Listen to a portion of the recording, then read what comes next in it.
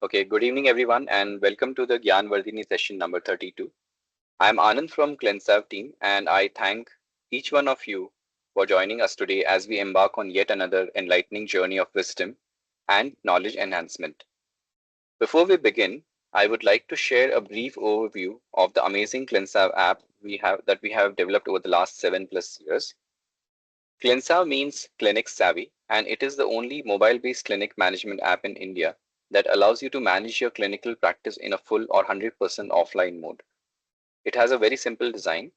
ClinSav helps doctors easily manage patients' appointments, case papers, full prescriptions, bills, fees, issue of pre-filled letters, manage finances, and doing follow-ups with patients for any outstanding dues. ClinSav also sends automated appointment reminders one day in advance to your patients through SMS and WhatsApp. ClinSav users can simply swipe and send custom WhatsApp messages as well to their patients. Now we shall be starting our today's webinar. Our today's webinar topic is diagnose knee pain with AI or Ayurvedic intelligence. This is the first session of the upcoming total three sessions, and our distinguished speaker for today is Hetal Karkar. Dr. Hetal Karkar is an Ayurvedacharya practicing since 2011. She completed her BAMS from Srimati KGMP Ayurveda College, Mumbai, with MUHS or Maharashtra University of Health Sciences in 2008. Dr. Hetal specializes in Asthi Chikitsak and Marma Chikitsak. She is the chief physician at Om Auralaya uh, of Kerala Orthopedic Center at Borivali IC Colony, Mumbai, which is a complete Kerala orthopedic rehabilitation center. Dr. Hetal has done Asthi Chikitsa under Dr. Suresh Kumar, Kerala, through National Academy of Ayurveda, New Delhi, based on the Guru's Shishya Parampara, and she completed this in 2010. She did a Marma Chikitsa course from Tirumular Vermology Institute, Coimbatore in 2015. Dr. Hetal's center helps treat all sports injury and helps in avoiding surgeries in various orthopedic problems such as osteoarthritis, slip disc, ligament tear, meniscus tear, ACL tear, frozen shoulder, and many more. Dr. Hetal has won second prize for the best paper presentation at APCON 2018 at Hotel Taj International, Kolaba on the subject Protocol for Management of Acute Lumbar Disc Prolapse. She provides online offline lecture series on various topics such as knee joint A to Z, knee joint the end, ABC of spine, management of lumbar disc prolapse, and unlocking shoulder joint. Dr. Hetal Karkar is also teaching as guest speaker on Ayurveda as a subject to first-year engineering students of St. Francis Institute of Technology, Autonomous Engineering College of Borivali in Borivali West, under the basket of Indian Knowledge System. Dr. Hetal, we are honored to have you with us today to conduct this webinar. Let us all welcome Dr. Hetal Karkar to today's session. Dear ma'am, you can start with your session now. Yes, thank you, Anand sir, for a warm welcome. My Thank you. voice is clear? Am I audible properly? Yes, ma'am. Okay, so I'll start with, I'll share my screen. Once it is visible, you let me know, sir, that it's visible. Yes, ma'am. Yeah, it's full screen Yes, visible, ma'am. right, sir? Yes, ma'am. Okay. We can see the screen. Yes, ma'am. Yes, before I begin with my topic, I would like to thank Gyaan Vardhini team for giving me an opportunity to present my knowledge. If in like past 11 years, past 15, 16 years, whatever I am practicing, I would like to share my experience related all that cases what we deal across in the clinic. So today's topic is diagnose knee pain with AI. Now, usually there are many patients who come across with the knee pain. Now, when I say that with I do not mean that artificial intelligence. We would like to diagnose and unlock the mystery of knee pain with the help of Ayurvedic intelligence. As in, I know that we all are Ayurvedacharya and we are practicing. Many of you must be practicing since quite many years.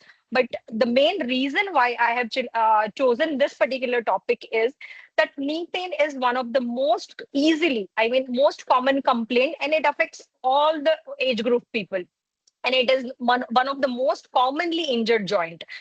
with the sedentary lifestyle, people getting more and more obese, then the diabetes is on the raise. And now most of the doctors are advising people or young generations that you should be doing exercises. Now, when doctors are doing asking them to do exercises, the young generation specifically, either they do Ati Yoga or Hina Yoga, and they are not using it up to a Samyak Yoga. And that's why, like, knee pain is no more is called as a Dadima's problem. It is no more like grandparents' problem. Nowadays, in fact, young generations, like those who are into early 40s, early 30s, they also end up coming with the knee pain. And then, as an Ayurvedacharya, whenever when we open our text, we barely find some references related to knee pain, Janu Sandhi pain, and first, most importantly, that whenever any knee joint patient comes to us, we end up diagnosing that it is a Janu Sandhigat Vat, and then we have a planned line of treatment. So here, what I want is like everyone should have their unique approach towards the knee pain when any kind of like a young person is coming to you with the knee joint pain. A older person is coming to you for the knee joint pain. Then our diagnosis should be precise. And if we have a precise diagnosis, then only we will be able to generate a personalized prescription. At the same time, the importance of precise and personalized prescription is like for the cost effective also, because it cannot be affordable for each and every individual, where like we end up seeing that sometimes patient do end up coming with a list of the medicine, and they end up paying a big amount for that particular medicine. So it should be, the prescription should be at the end of the day, if we want to reach many people like in the crowd, then our prescription should be also affordable to each and every class of the people. Because even if you see my prescription, there will be one or two kashayam, one or two tablet, one liniment, and that's it. Because then there is one more problem with Ayurveda Charya is like we prescribe, like literally patient says that ki their doctor 10 गोली सुबह में, 10 गोली दोपहर में, 10 गोली रात को खाना है, तो 30 गोली हम दिन का खाते हैं, तो हम खाना कब खाएंगे? So patient, the whatever, even we have a like practice, successful practice, but at the end of the day, we should think from the patient's perspective also, that whatever number of medicines we prescribe, that should also be palatable and it should be easy to consume. At the same time, there is a lot of competition in the market. Like we see many upcoming centers who are specifically dealing into the knee joint. I needn't have to mention the name of that particular centers, but then at one particular point, we also end up asking question to ourselves that, okay, where are we lacking?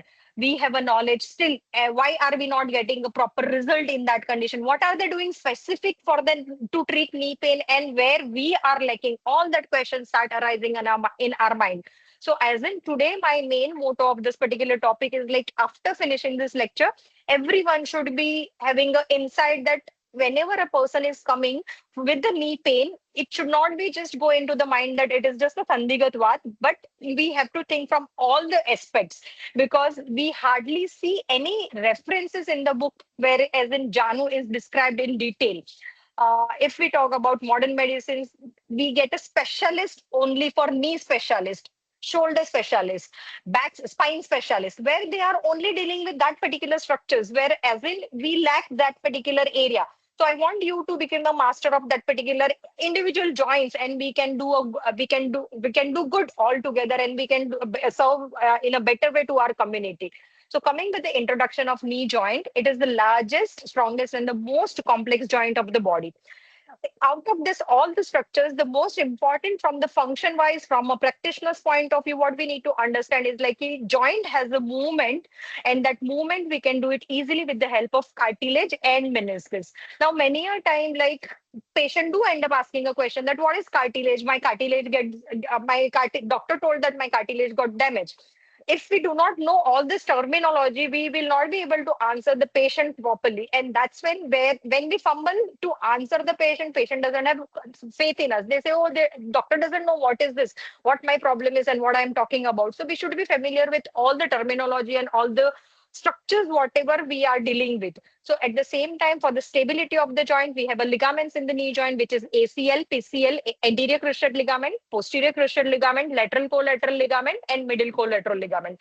And to avoid the friction of the bone with the tendon, there are certain bursae. So this all structure is there in the knee joint. And at the same time, when we look from the Ayurvedic references, what does a joint says is like ki asthyanamcha sandhya tanmi banda shira snayu kandrashcha sandhya. So when we are dealing with the joint, we are not just dealing with the vat inside the joint where his cuff has depleted and vat has increased, and thus we just have to pacify vat. No, in the joint there are to make that to stable that particular structure. Even our acharyas are saying that there are shira, snayu, and kandra, and we also need to think about that. So coming to from the introduction and from the anatomy point of view, what is the most important for the joint? Anybody can unmute and answer me that what is the most important thing for in the joint? Like why are we given joints? Why are we being given joints in our body? Why do we need joints in our body? Anyone can unmute and answer. We are being given joints for the mobility. We want to do certain movements, so for the mobility. But joint is not there only for the mobility. When we are using this joint, we also need stability in the joint, and stability is also important. That is why the two bone union is important. At the same time, the ligaments, shira, snayu, kandra are equally important. So here it reminds me with one of my case. I will discuss one case with you.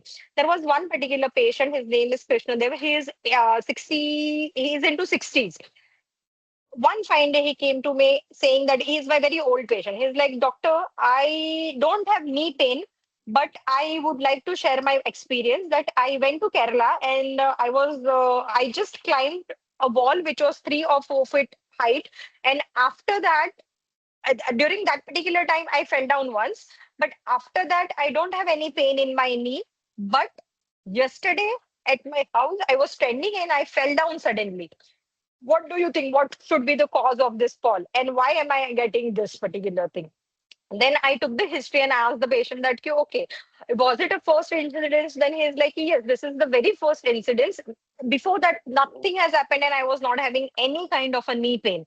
He gave a history that 20 years before I had a fall. That time there was a swelling and pain in his knee for 1 year, 1 month.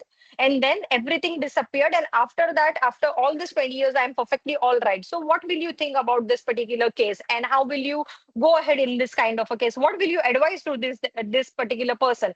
Because we see that there are people who are more health conscious. At the same time, we see people who are not at all health conscious. So this person belongs to the group where he is very much health conscious. And if we fail to give a proper advice to that patient will definitely lose the confidence in you. So what will you advise in this particular case? What should be the case of this and what we should be thinking about it?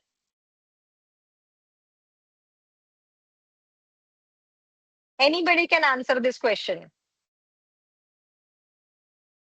See, after discussing Hi, everything with the everybody. Yeah, we have yeah. allowed you all to unmute your mics. So, in case if anybody wants to answer, please go ahead and unmute your mic. Yes, Yes, ma'am. anyone would like to answer? What will you think about this case and what will you advise to this case? Even if you don't end up treating this kind of a cases, but at least what should come in your mind? What can be the diagnosis of this particular person when he's complaining with there is no knee pain, but he is not like he was standing and he fell down suddenly. After that, he is not having any problem. Okay. So then I cross-checked with the patient that, okay, you don't have any pain as of now. So there is no problem in the mobility. But uh, he was standing and he fell down suddenly. So that is a case where the stability of the joint was being affected. And if stability of the joint is affected, then we can of course ask them a leading question that, okay, while walking, do you feel confident? Are you feeling wobbly? They don't have a pain. Okay, fine. But then do you feel wobbly as if your knee will give away? Then the patient told, yes, I feel sometime. I don't feel confident in running. So in this case, even though that patient was never underwent any kind of a X-ray of the knee joint and patient were not having any pain in the knee joint. I asked the patient that if you want to get the diagnosis of your particular problem, then MRI is the best solution, because if you go for the X-ray, you will see only related to bone, but this is somewhere your stability is affected and which is related to soft tissue and the ligaments. And then patient, of course, went ahead with the MRI, and this was the MRI report where it was showing that there is a buckling anterior cruciate ligament with thin attenuated distal portion of anterior cruciate ligament visualized in the intercondylar region. Then there is a buckling of posterior cruciate ligament with mild anterior displacement of the tibia over femur, displaced bucket handle tear of middle meniscus. So if this patient is somewhere around 58, and definitely see slight degenerative changes, all that thing will be there. Now, if you look at the result of the MRI, there is patient is not at all in the pain. But if you see the MRI finding, buckling of posterior cruciate ligament is there, then displaced buckle handle tear of middle meniscus is there. So if that is like, then that is a challenge in front of you, that patient comes with this particular investigation and this is the X-ray. Now, what will you advise to this? Then at this particular point, we should be aware that, okay, if patient, it is showing meniscus tear somewhere, but patient is not in a pain. So what can be the reason? How to correlate this particular report? Then this shows that the buccal handle tear would have been a chronic history and it's not the acute thing. That is why patient is not there in the pain. And same thing, like then patient told me that if I go and consult a modern medicine or a orthopedic doctor or a knee specialist, what that doctor will advise.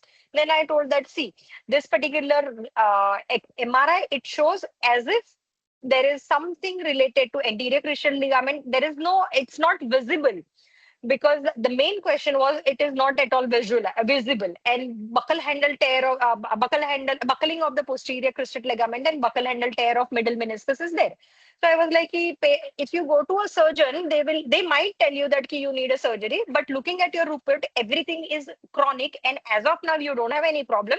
You just need to work on the stability of your joint, and if you want to work on the stability of the joint, then you should be uh, then we need to advise them a proper advice, like do's, don'ts, whatever we have to do. That's a different thing of line of treatment we plan. That's totally different thing. But first, the diagnosis is important. That when you are diagnosing, what advice you will be doing. So that is what this particular case was. That if only mobility is not important, at the same time stability is also important equally. So when we look at the reference of the Ayurveda, it says that Sandhigata Vat, what does it say? There we have only two definitions. One, Vata Purna Dhriti Sparsha Shota Sandhigate Nile Prasarana Ankunchanayo Pravrittischa Vedana.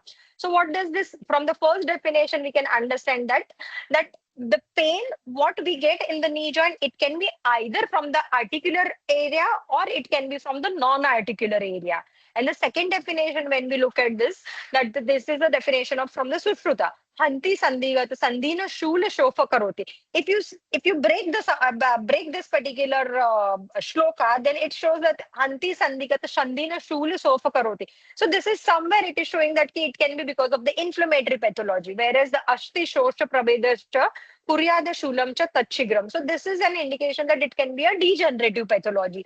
So yes, of course, when we are thinking of the treatment from the Sandhigatvata point of view, we keep it in the mind that whether it is a Sama Sandhigatvat, whether it is a Nirama Sandhigatvat, and accordingly we start treating line of treatment. So definitely it is a degenerative or inflammatory, we need to keep it in mind. At the same time, we need to also keep it in mind that whether it is the articular or whether it is the pain, origin of the pain is from articular area or articular surfaces or non-articular structures of the knee joint. So what are the articular structures of the knee joint? When these two bones are coming together and they are making certain compartments. Rather, I should not say two, three bones come together and make a knee joint. It is like patella, femur, and tibia. So the cartilage and the meniscus are the articular structures, articulating structures, and they together make three compartments. One is patellofemoral, and then the lateral tibiofemoral compartment and middle tibiofemoral compartment. Whereas non-articular structures are ligaments of the joint, whereas in ligaments are the structure which connects bone to the bone, and tendons are the structure which connects muscle to the bone. When the muscle fibers are getting narrowed and it is getting inserted, then they become a tendon. So we should always remember that tendons, whenever there is a tendinopathy, it will be related to muscle and the bone. Whenever there is a ligament, that the ligament is stabilizing two bones together. So if there is any problem, definitely there will be the problem in the stability of that particular structure, whether it is a knee joint, whether it is a shoulder joint, whichever joint it is affected, there will be, if there is a ligament injury, stability of that particular joint will be affected. At the same time, there should not be friction happening between the bone and the tendon of the muscles, and that is why they have a bursa. So now, when the articular compartment is there, then the specific complaints patient will come is like whenever the pain in the knee is during the weight bearing. When they do a weight bearing, whenever they are standing, they will get pain. When they are walking, they get pain. Whereas when it is coming from the non-articular structure, they will be finding difficulty in walking, discomfort without any pain will be there. So these are few differentiating points when we look from the articular and non-articular structures. So here I would like to again present one more case. This case I have not seen. One of the doctor called me and she was like, "Hey, should I treat this case or should I not treat this case?" So I will give you a history. This is a video. I will play this video. All of you listen and then you tell me that will you be, thinking of treating this case or you will not be thinking of treating this case. Yeah. It's audible, right? The video was audible, right? Ma'am, we can see the video, but I think the sound is not there. Okay, okay. But So we can, yeah, the video is there.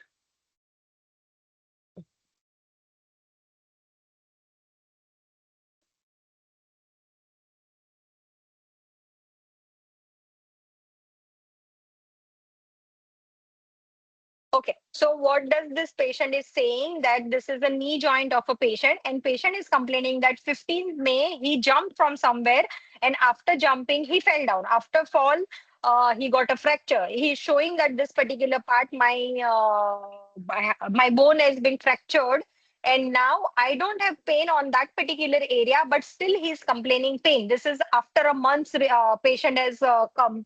This video is after a month's review. Okay, and this X-ray is like 15th May 2026. So this was after fall immediately, and we have a MRI after 1 month. So what does this patient did was like he fell down, he had a pain. So he went for the X-ray. In the X-ray, it showed fracture. He went to some local treatment. They did some massaging. Then they did some putty. They did some bandaging. Something. After after 21 days, the place from where he was taking treatment, they told now you can walk. So presently, after a month, patient came with the complaint that there is a pain in my side of the middle aspect of the knee joint. So now the main question is, what will you do? Whether this patient was treated properly, it was not treated properly, and what will you advise to this patient? Will you be taking this patient or will you not be taking this patient? Now, this is the X-ray of 15th May, that is a month before the X-ray. And this particular X-ray shows that there is a fracture on the lateral condyle of the tibia. At the same time, intercondylar fracture is also visible over here. So what will you be thinking about in this particular case? What will you advise to the patient since they have come to you for the consultation? We have to start from the base. What will you advise? Before going to the treatment part, what will you advise? Because once you diagnose, then only you will be able to understand the case. No, then only you will be understanding the line of treatment, what we need to do. So what we can advise in such cases is, okay, patient had come after 1 month. So our patient never came with the follow-up X-ray. So first of all, we need to advise the patient to go for the X-ray, recheck X-ray whether the whatever treatment he took from whichever place he took, but whether there is the fracture union is there or not, that we need to check. Now, the major problem with this patient is like he is not ready to accept that it is a major fracture, and he is not ready to accept that okay, I don't have any pain on the lateral aspect of the knee. I have pain only in the middle aspect of the knee. So now, if you look at the X-ray, it's articular surfaces involved in this particular fracture. whenever the articular surface is involved into the fracture, then the prognosis of that particular fracture is good, but later on there will be the secondary changes and there will be knee pain, because any injury to knee not treated properly will lead to osteoarthritis in the future. So in this case also, here this articulated surface is, if it is not aligned properly, definitely it will start affecting middle aspect of the tibia. So I told that particular doctor, I advised that particular doctor that, okay, ask the patient to go for the MRI, because we don't know whether it is healed, whether it is not healed. And looking at the patient's attitude and behavior, it is better that we go for the MRI so that we can convince patient more better way. So then the patient went for the MRI. And another thing, if you have noticed, that it is slightly displaced fracture. Whenever there is a displaced fracture, yes, of course, if you are expert in that particular field, as in like what you can say, close reduction without open reduction, if you can manipulate and place that particular fracture in alignment, and after that if we are doing some lepa chikitsa, bandha chikitsa, then that fracture will heal properly. If you are master, then we should go into that. If you're not master, then yes, it is better to refer this kind of a cases. So now patient had come after a month, and then after a month's MRI was what we advised to the patient, that was this MRI it came. So it was showing that he communicated minimal displaced fracture of upper and tibia involving both the plateaus intra-articular extension of the fracture line. So what does that mean? That even after a month, that fracture was not healed properly. Second thing is comminuted mildly displaced fracture of the upper head of the fibula with surrounding marrow edema. So what we could have missed in the X-ray, that also it is written over here. Then there is a sign of Becker's partial tear of middle and lateral collateral ligaments are there, complex tear of anterior horn of the lateral meniscus, low-grade partial tear of anterior cruciate ligament, and the change of patellofemoral osteoarthritis is noted. So now so many things are there. So it's now, of course, that after a month it is not being treated properly. So in such cases, even like if we put our hand, there are high chances that we might not get a good recovery from this particular patient. And that patient, it's always better that we should know our limitation first, because this patient, if that patient would have been trusting on you, they would have come first to you instead of going somewhere else and trying somewhere else. So now he is coming just because they did not get result from that. So in such kind of a complicated cases, it's better that we refer that case, or it's better we ask the patient to take decision on them, that okay, in such cases, according to your experience and according to your mastery, you can tell this patient that okay, even if I treat, you will get so and so result. Because at the end of the day, a patient has a very bad habit that whenever they are being advised to go for the surgery, they will look at Ayurveda and they will say that oh, Ayurveda will help us to avoid surgeries. Yes, definitely we can help them to avoid surgery, but we should not forget our shastras. What is the Sukha Sadhya, what is Kricha Sadhya, what is Yapya, and what is Asadhya. So keeping that, we should be planning a line of treatment, and before you plan a line of treatment, you should make the patient aware that okay, if we are doing treatment, so and so thing will improve and so thing will not improve. Because at the end of the patient will say that okay, I still have pain, I still have pain, I still have pain. So it is better to explain them in the first, and this is possible only if you know the correct diagnosis. Second case is, this is a case of lady. She is 73-year-old lady. So what do you find changes in this particular X-ray? See, the first case was of like articular structure, and the second is it's a degenerative case, where as in if you see reduction in the joint space is there, then the most important thing what I tell to everyone is like we just look at the joint space between tibia and femur. We seldom look at the placement of the patella. If you look at the patella, it is laterally shifted. So that patella position is also equally important, because that patella shift is the main reason that where body's weight is falling on your knee, and the pattern of the walking changes and the shape of the knee also changes. So this is a typical case where I want to highlight that okay, if it is a degenerative condition, what we should be thinking. If it is an articular case, what we should be thinking.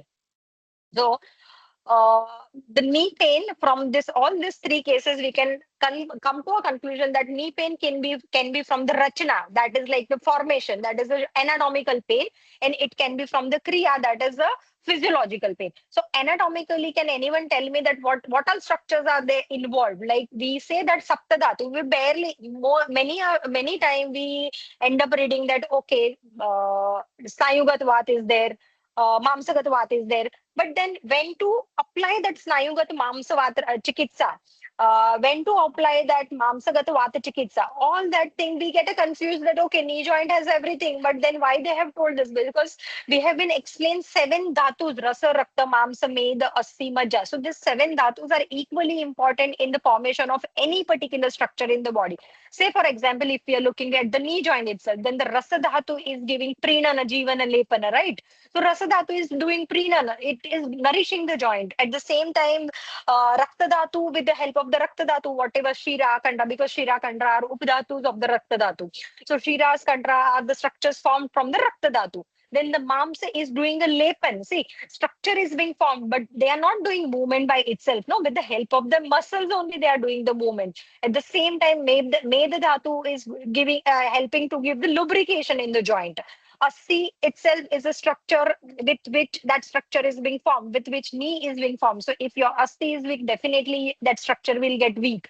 Majja is making that asthi strong. So similarly, we should be thinking that what structure, what rachna is getting damaged over here. We should not only think about from the kriya point of view. I always request all the practitioners that do think about rachna also. Don't just think about the kriya only.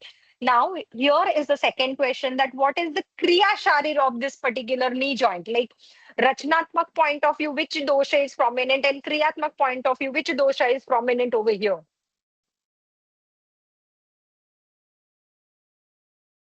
When we talk about Hello, everybody. Yeah, if anybody would want to answer, you can also raise your hands. Ma'am, we have got an update from one of the doctors, yeah, from Dr. Shaila yes. Javani.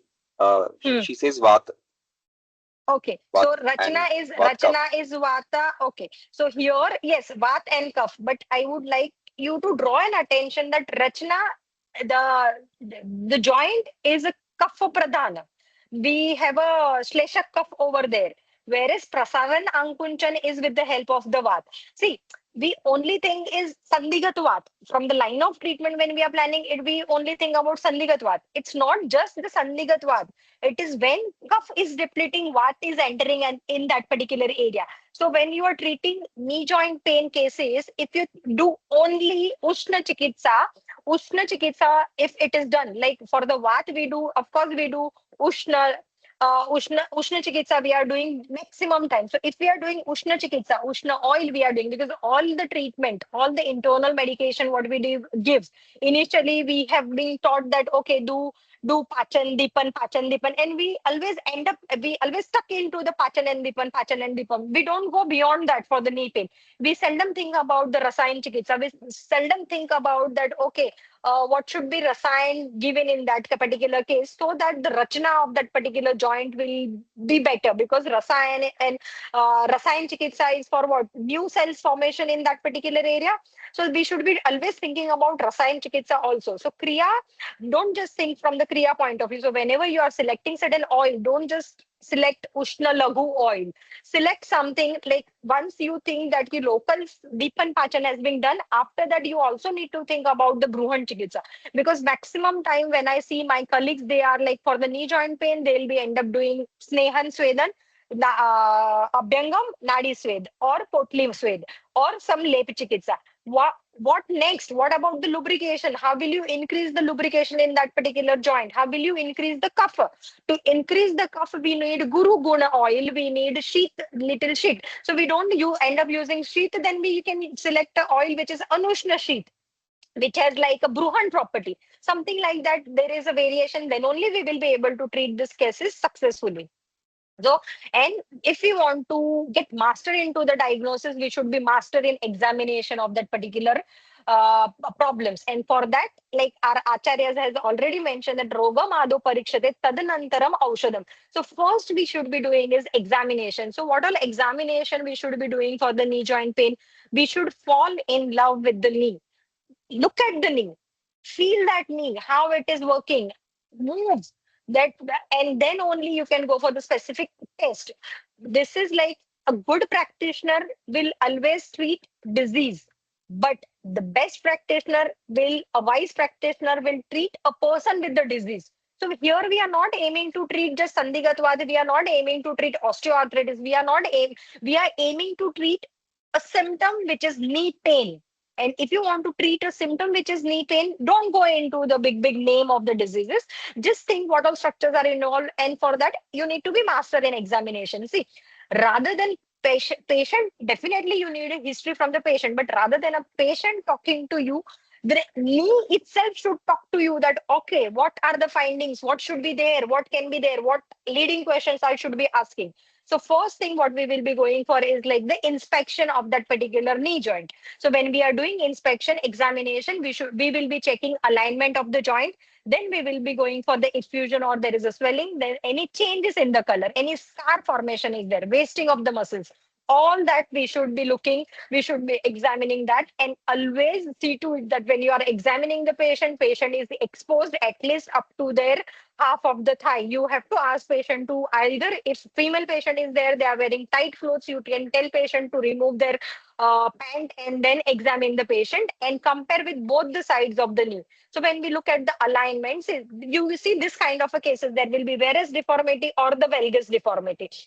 Now, whenever such kind of a cases you see, always ask them that do you have any past history of injury? Have you ever fell down? Because this kind of a deformities will not start suddenly. Either the patient is into the grade 3, 4. If they are the old age patient, they will be into grade 3rd, grade 4 OA of the knee. If they are young patients, then definitely they have certain injuries where the stability of the knee joint has been affected, and this is a compensatory posture. If you see the valgus deformity, this is a compensatory posture where some or the other where they had a meniscus injury, and because of that he might have got this particular valgus deformity. Whereas deformity, it is over the period of time due to the reduction in the joint space, we develop this kind of alignment disturbance. And if we do not, we should not at the also forget from the Ayurveda point of view that Janu is the Sandhi marma, which is a Vaikalyakar marma. So any injury to this particular marma will definitely lead to Khanjita. And at the same time, if we look at Snayugatavat, what acharyas are saying that Bahya Abhyantar Ayama Khalli Kubjatvam Mevasta Sarvanga Ekana Roganta Kuryat Snayugatavat. See, when we read this particular shloka, we try to relate everything, all the symptoms in one particular situation. No, you can just break. Bahya Abhyantar Khalli Kubjatvam. So here you can see that either it is varus deformity is Abhyantar and valgus is the Bahya deformity is being formed. So alignment of the joint is equally important when we look at the structure, and we should be able to identify that, and we should be able to take the proper history so that we understand the severity of the problem. Next is swelling. If you see that, if you come across swelling, then what kind of a swelling it is? Is it because of the cuff plus, or is it because of the rakta dushti? That we need to see. Then you can ask a lady question that you have a pain and stiffness, then it will be samavata or vata kafach condition. But if there is a pain and tenderness, it can be the rakta dushti. And at the same time, we should be inspecting, or at the same time, we should also see that the swelling or inflammation is where in which particular area, whether it is a suprapatellar bursitis, whether it is a prepatellar bursitis, whether it is infrapatellar bursitis, whether it is semimembranous bursitis, whether it is space anserinous bursitis. Okay, so here I have a question that what is space anserinous bursitis? Anyone knows about where it is located? Where semimembranous bursitis is located? Because suprapatellar, prepatellar, infrapatellar, everyone must be knowing, but space ansarin bursa and semimembranous bursa, where it is? See, a sensor in bursa is in the medial aspect of the tibia, just one finger below the joint space, knee joint space. And that is typically because for the to prevent the friction between the tendon of semitendinous, gracialis, and sartorius muscles. So patient will complain in the middle aspect of the knee joint that I have only pinpoint pain over there. I don't have pain anywhere else. All my knee joint pain has been reduced. Now I have a pain over there only. So now what does this indicate is either that patient is standing for the long time, or he has a lot of walking, standing, a lot of walking and standing activity. This kind of a cases also comes up in those who are doing a lot of marathon training. then we get this kind of a cases. So we should be aware, and then that particular time we should be asking them a specific precautions to follow this. Semi-membranous bursitis is right in the back of the knee, that is in the popliteal fossa. This is to prevent friction between semi-membranous tendon and the popliteal structures. So patient do tell that "Ki, I don't have pain anywhere, but when I am bending, when I am flexing my knee completely, then I get the pain." So this is something, few things which we need to keep it in mind when we are diagnosing the knee pain. Because not necessary if youngsters are coming, like specifically those who are athletes, if they are coming with this kind of a cases, it is a simple case of bursitis and not the case of the like complete degenerative changes. So don't always end up thinking that it's a degenerative cases only. Then if we look at, if we come across with such kind of effusion in the knee, then it is a synovitis. So synovitis is like whether it is because of the trauma, whether it is because of the inflammation, whether it is an infective pathology, that we need to understand. And of course, in Ayurveda, we have been told a specific disease which is Proshtukashirsha, and typically there is a Vata Shonija Shofo Janu Madhya Maharaja. They have excruciating pain, and if you look at the structure, it will be like reddish color, and then lot of tenderness is there. Then it is warm in touch. So in this kind of a cases, yes, when you do Jaloka Ucharan, it definitely gives the good results. Even if we say that okay, it is a traumatic condition. So if in case you people aware, then in any kind of a traumatic condition, first there is a Rakta Dushti followed by Vata Dushti. So whenever there is a Rakta Dushti followed by Vata Dushti, we should not do Ushna Chikitsa, because Rakta Dushti, if you do Ushna Chikitsa, that pain will increase. So in such a condition, we should be doing a Shita Chikitsa, and for Shita Chikitsa, even ice application is good, or we can select certain oil combination which is like sheet in nature. Typical oil which we can advise, or which we can think of, is like Murvenna oil, which is made up of coconut oil. So the oil itself is shita viryatmak, and the ingredients are also like ingredients have a specific gamitva and specific falashruti, where they are helping to heal the structures and reduce the swelling on that particular area. Then again, the history of scar or any discoloration we need to think. See, this particular thing reminds me one particular case where, as in one of my old patients, she's 60, 65-year old, and the son came to me that my mother has a knee pain and she is completely bedridden for 1 month. So I was like, what happened to her suddenly? Because she was all good, and now suddenly what happened? Because she had done treatment with us like maybe 4 5 years before, and then she was not in touch. So suddenly what happened? Of course you get a question. So it's like nothing, my mother went to the native, and then after coming from there, she is complaining that there is a pain and she is not able to put her leg down on the floor. The moment she is keeping her leg on the floor, we see that that knee is bending. So I was like, okay, what you have done so far? Then it's like we called doctor at home. Doctor is coming home and giving injection every day, some pain injection he's giving every day. So I was like, since 1 month you are taking, then he's like, yes, because what to do, no, we are not having. I don't do usually home visit, but since that patient stays very close to my clinic, I went home and I checked. The moment I went and checked, I tried to do some movement. Then she was like in terrible pain. Then with the proper examination, I could make out that there was some bumpy discoloration on the three finger below the shaft of the tibia. And then I again examined and tried to do the movement, and then I could see that there is a proper what you can say, that groove formation is there, which was giving an indication that there is a suspicious fracture over there. Now that when you where even I asked that patient in the clinic also, that did your mother fall down? She's like, no, she is like, no, he never fell down. So I was like, okay, he never fell down, but still she's having. Then I again cross-checked the history. Then she was like, I was about to fall, but I balanced and I did not fall. So I was like, okay, so now since 1 month you are taking this particular medicine, stop the painkiller. We will do X-ray first. Now, how to do X-ray? Okay, portable X-ray. So then we did the portable X-ray. We called for the portable X-ray, and it turned out to be a fracture of the tibia shaft.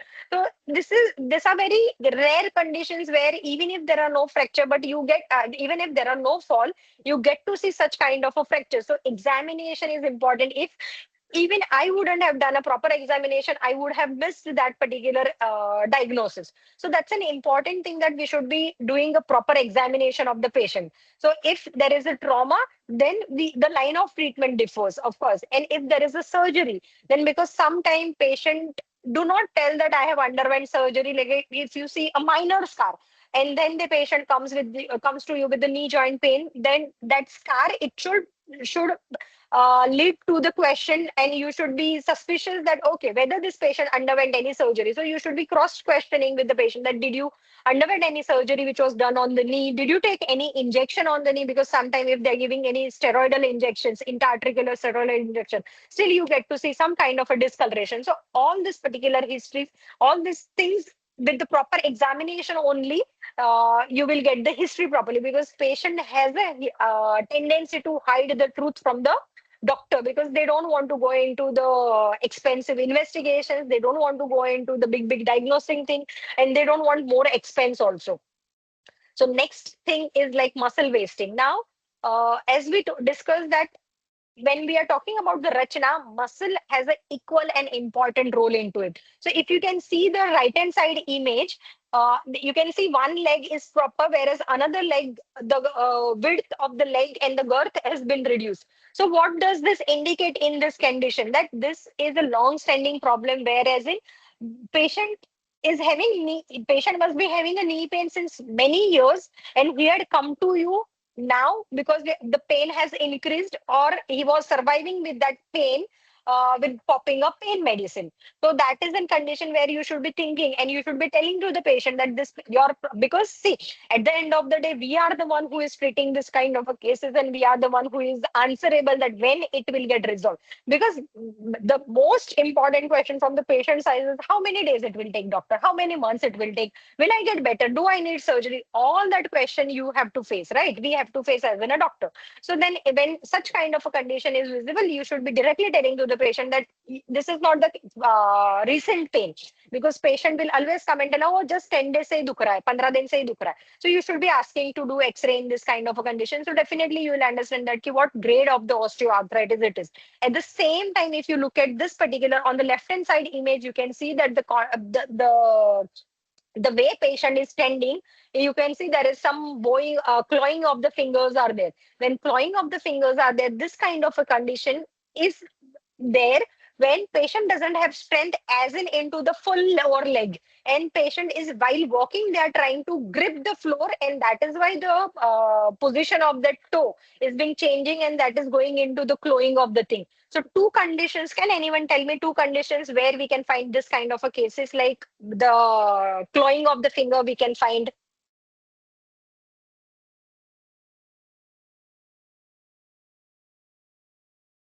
The left hand side where clawing of the fingers is there, clawing of the toes are there.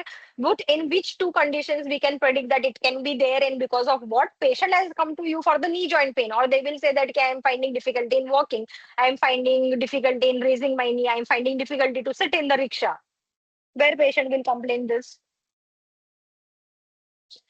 Either it will be a past history of paralysis, or a patient may have some kind of a nerve impingement, which is like long standing nerve impingement, or cauda equina syndrome is there. Then that is then in that particular case, gradually that side the nerve gets affected, and that side of the nerve, whichever side of the nerve is being impinged, that particular, like slowly it will start going into the weakness, because nerves do supply to the dermatomes and myotomes. So myotome, if it is the myotomes are affected, the muscle weakness will be there.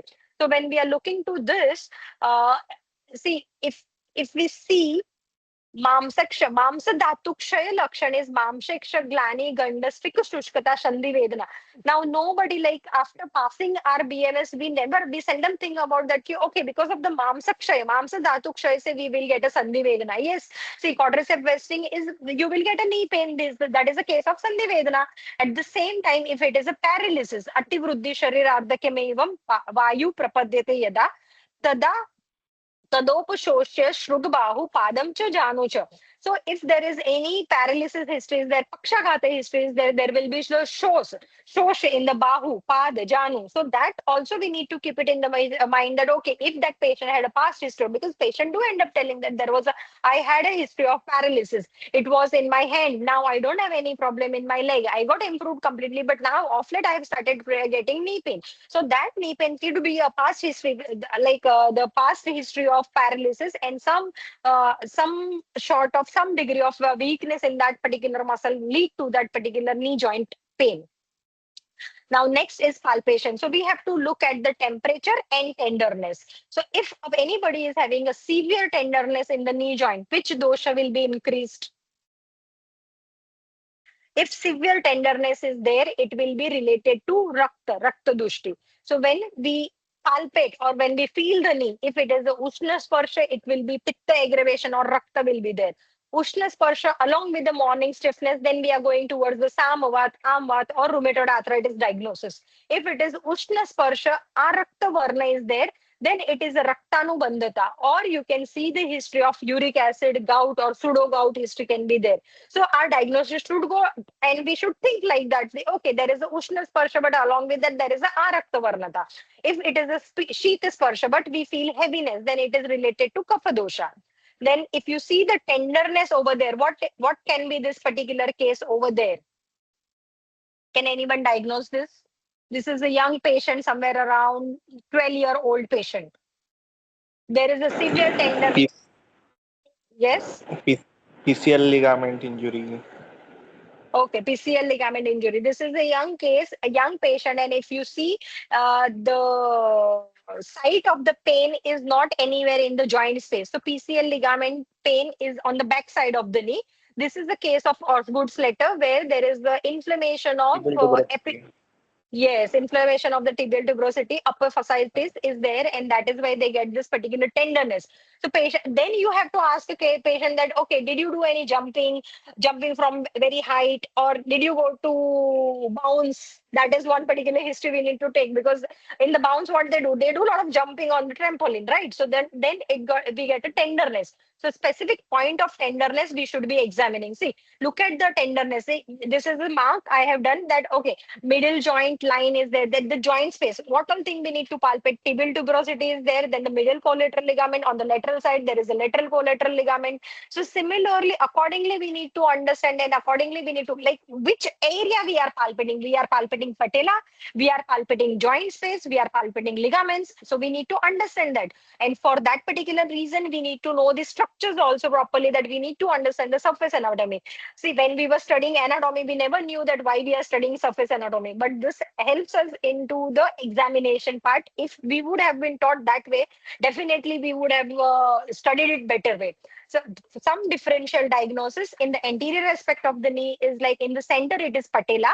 So if it is in the center, and when you put a pressure on the center and patient is complaining some pain related to that, then it is specifically related to patella. Either it can be chondromalacia patella, or it can be also osteoarthritis, or it can be because of the prepatellar bursitis.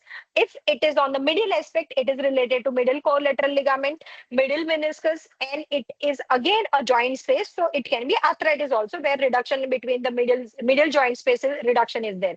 If it is a D, which is like on the lateral aspect of the knee, then it can be related to IT band syndrome, lateral meniscus, and lateral collateral ligament. So nowadays, many a time we get to see the lateral IT band syndrome.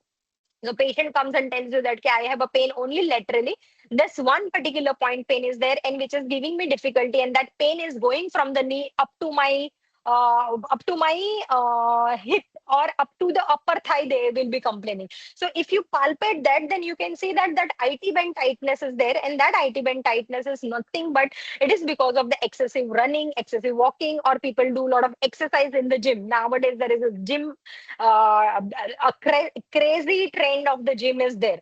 So this all histories we need to understand, and we need to feel the area where we are going. I mean, what area we are palpating.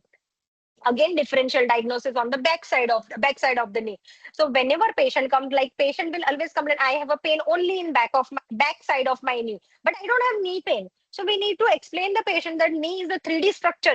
Even if it is the backside of the knee, it is a knee pain only. So most of the time, if it is an elderly patient, then it comes with the big assist.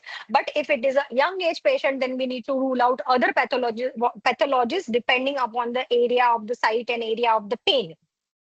Next is we need to understand the move. I mean, we need to After one finishing the inspection, palpation, then we have to also look for the range of the movement, and at the same time we need to feel the crepitus. If there is a crepitus, we see two type of a crepitus. One is audible crepitus and one is palpable crepitus. So palpable crepitus is like when you keep your hand on the knee, you see some friction happening, and audible is like when you bend, do the flexion extension of the movement, you can see some sound, popping sound. So that is an indication that that knee has got dried completely, and that is why there is a sound. So that is like रचनात्मक दृष्टि से वहां पे कफ का क्षय हो रहा है, और कफ का क्षय होने की वजह से वात वृद्धि होगी. Definitely they will start getting prasaran ankunchन difficulty. And at the same time, range of the movement is equally important, because patient do come with a specific complaints. I don't have pain while walking, I don't have pain while standing, but I have a pain after sitting on the chair. If I sit on the chair for the long time and then I get up, I have a pain. I have a pain while climbing stairs. I have a pain while going down the stairs. I have a pain. Uh, so like there are different things. Then another thing is like there are certain patients who get only one side of the knee pain, and if you take the history, they say we have a driving of 2 to 3 hours, and if it is a manual car, then they have to do like clutch, brake, accelerator. All that thing is related to that only. So again, which particular what do you say, at which particular range you get stiffness, you get range restriction. That is important, because if beyond 90 degree, beyond like if we are getting some range restriction beyond 90 degree, then there can be a chances, there is a high chances that it is related to meniscus involvement. If it is only climbing down, going down, it is there, then it is related to patella tendinopathy. Sitting and getting up, it is related to patella. So locking is a specific symptom, what you get it in the meniscus, but wobbling, you get it in the ACL tear. So all these things we need to keep it in mind when we are diagnosing that particular knee pain. And there are certain tests what we can do to confirm our diagnosis, because many a time they're not ready to accept that, oh, I have a severe problem. So if, or I want that patient when come to you with a knee joint pain, we are the one, or we should be the one who is diagnosing this particular problems. Because hear from many of my colleagues that, oh, patient came with the MRI, patient already came with the diagnosis, what we need to do? Why patient came with the MRI? Maybe there are conditions, or there are a situation that patient might have. Your old patient will come to you first. They will say, I have a knee pain, but you failed to diagnose. They went to the orthopedic doctor. Orthopedic told doctor advised to go for the MRI, and then they got to know that, oh, I have this particular injury. So if we know this particular specific test, then we will be the one. We can diagnose, and if we are diagnosing, we are also going towards the specific specialization of that particular problems. So you should keep certain tests into the mind, like McMurray's test is there for the meniscus tear. Whether it is a middle meniscus or lateral meniscus tear, we can perform McMurray's test. Then anterior drawer test is there for ACL tear. Posterior drawer test is there for the PCL tear. I'm not going into the detail. This is all available information. This we should be doing for PCL tear. We can do posterior drawer test. Then Velgus test is there, and Barrett's test is there for middle collateral ligament and lateral collateral ligament. If there is a history of fall, definitely do ACL, PCL, MCL, and LCL test. We must do. If patient is coming with a sudden excruciating pain, at least check for the meniscus injury, because meniscus injury can happen without falling also, little bit twisting, little bit, and tripping also can give some kind of a meniscus injury. So check with McMurray's test for the meniscus injury. Now, we finished with the articular part of the knee pain. What can be the non-articular knee pain? So, Mamsakshaya, where it leads to the Sandhi Vedana, we can clearly see the symptom of Sandhi Vedana. Whereas Medakshaya, we get a Sandhi Sputin. So, Med has what you can say, Snigdha Gun like Kapha. So if Medakshay is there in a person, because the people, specifically those people who are doing a lot of dieting, who are trying to lose weight, they might end up complaining with the sun. There now our joints started. First, there was no knee pain. There was no knee pain. Now we started getting little discomfort, and now our joint started giving sound. Popping of the knee joint is there. So this is specifically in the obese patient where they have stopped eating proper food, nourishing food. I will say that they start eating calorie deficient diet. But according to Ayurveda, we do need a sneha, because sneho mayam ayam shariram. So if we are completely stopping sneha in our body, definitely we will start reducing that sneha from the body, and these symptoms we get. Astikshaya is somewhere where we get a sandhi shaithilya is the lakshana of astikshaya. And majja dhatu. Now, whenever we are doing examination, we take a history. Ashtamita pariksha, we have a nidra. So in nidra, we just end up asking a question that whether you get a sleep proper or you don't get a sound sleep. Patient will say that I get up because of the pain. And you see the lakshana of majjakshaya. Shiryante eva cha astini durbalani laguni cha. Pratatam vatarogeni kshine majjini dehinam. Pratatam, that is a symptom where they're not getting sleep because of this particular pain. So these are certain things that, okay, the samprapti of the problem is also reached into Majja Dhatu. So we need to do treatment which will help to reach up to that particular Dhatu Kshaya, which will nourish that particular Dhatu. And what are the differential diagnoses with this? Raktagata Vata, definitely Rujas Tivrasa Santapa. So what difference we will see in the pain is there will be the severe tenderness and that reddish discoloration will be there. And what will be the symptom of Mamsa Medo Gata Vata? It will Guruvanga Sudyate Artyartha Danda Mushti Hatam Tata Saruka Shramati Atyartham. Now, when we are examining the patient, and we like, if you make a patient lie down on the prone position, and then if you check their cuff whether there is a tightness, not there are no tightness, or if you just see either pain हो रहा है, they'll say हाँ आप ऐसा मार रहे हो ना मुझे अच्छा लग रहा है, आप ऐसा दबा रहे हो ना तो मुझे अच्छा लग रहा है. So that itself is telling you that it is a mamsa medogat vat. So you have to treat accordingly. Then Astigat Vata is there, then definitely Sakti, Sandhi, Ashtisu. So everywhere, it's not just the knee joint pain. With that, they will complain other bone pain also, and they will say that I'm feeling a lot of tired, fatigued, weak. I feel as if there is no ball in my knee joint. So this is a symptom. Aswapta Satatam Rukam. Now Majjagat Vata again, Aswapta Satatam Rukam. So Majjagat Vata, that don't get sleep because of the pain. They are not getting sleep because of the pain. And then Vatrakta Purva Rupa is there. In that Vatrakta Purva Rupa, we see that Janu Janga Uru Katya Sapada Sandishu.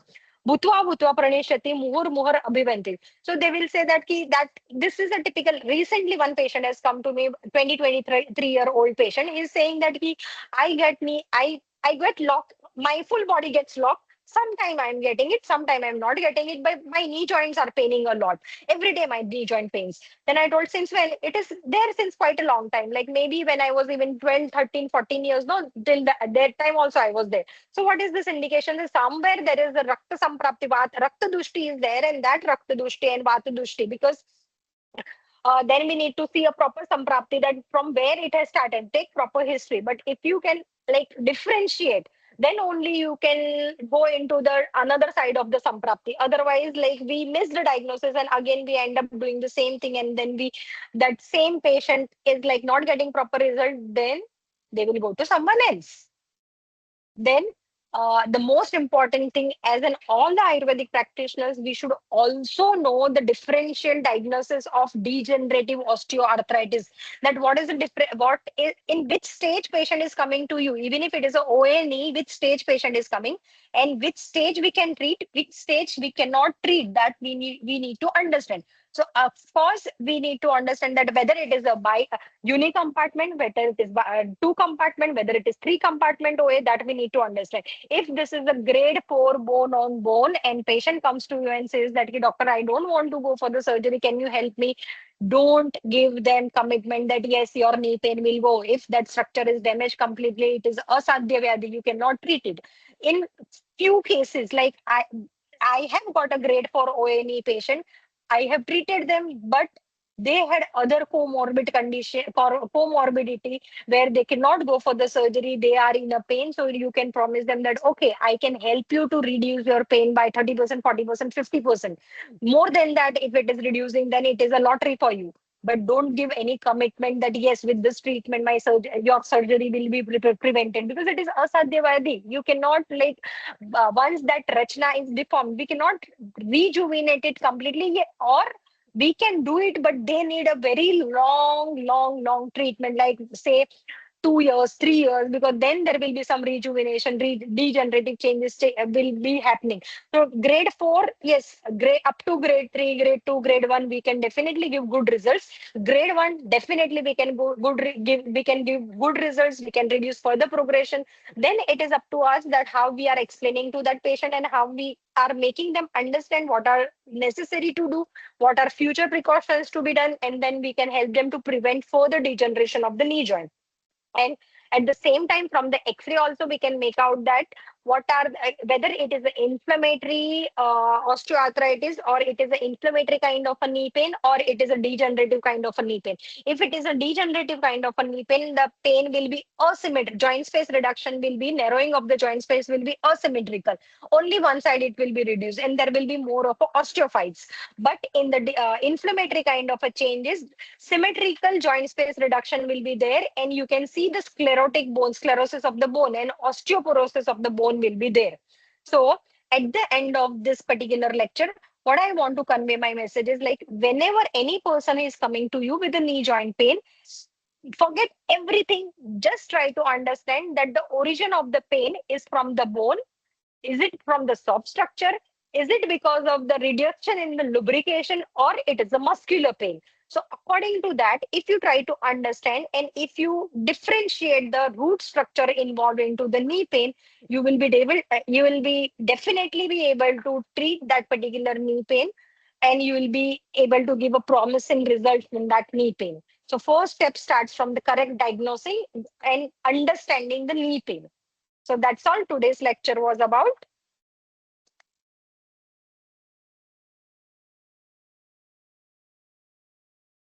Anand sir, Yeah, thanks a lot, Dr. Hetal. thank you, sir. Thank you so much, Dr. Hetal, for such an insightful and enriching presentation. Thank you. Your expertise and knowledge have helped a lot of doctors here with a deeper understanding on how the diagnosing of knee pain with Ayurvedic intelligence can be helpful to everybody present here. So before we conclude, I would like to open the session for questions. Please feel free to raise your hand, or you can just unmute your mic to ask a question directly to Dr. Hetal. Yeah.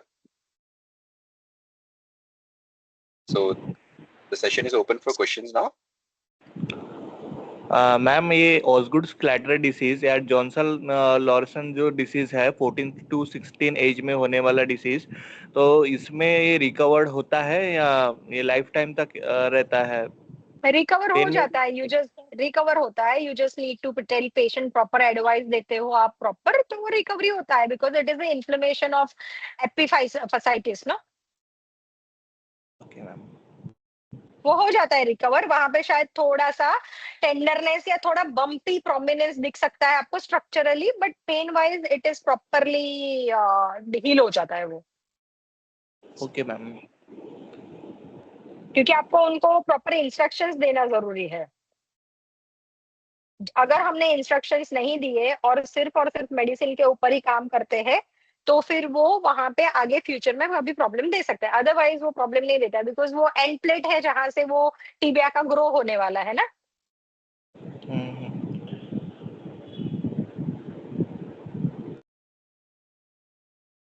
Yeah, anybody else would want to ask any questions?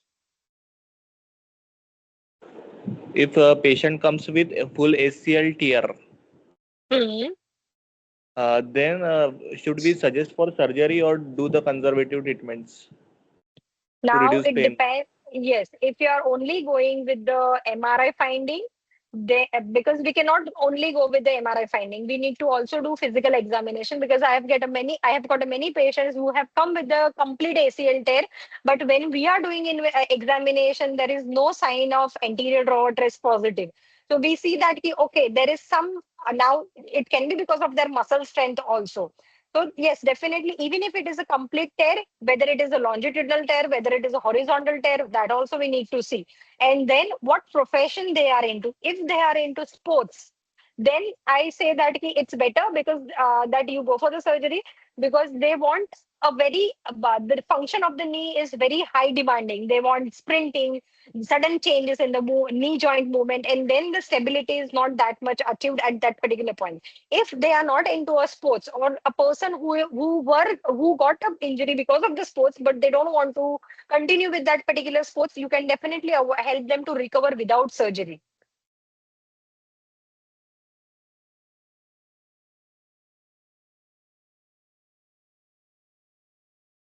Yeah, thank you, ma'am.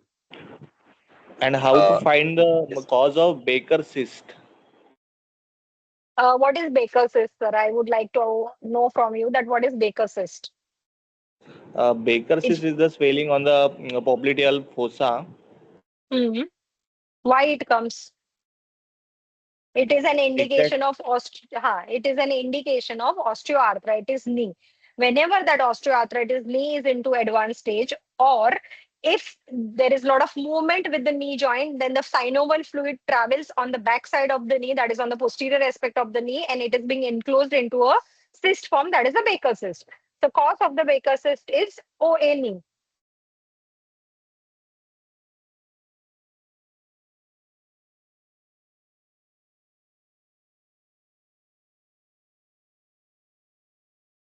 Yeah, hello, Dr. Vishal, you got that update? yes, yes, sir. Yes, Thank you, yes. ma'am. Thank you, ma'am. Is Thank you, sir. anybody would anybody have any more questions?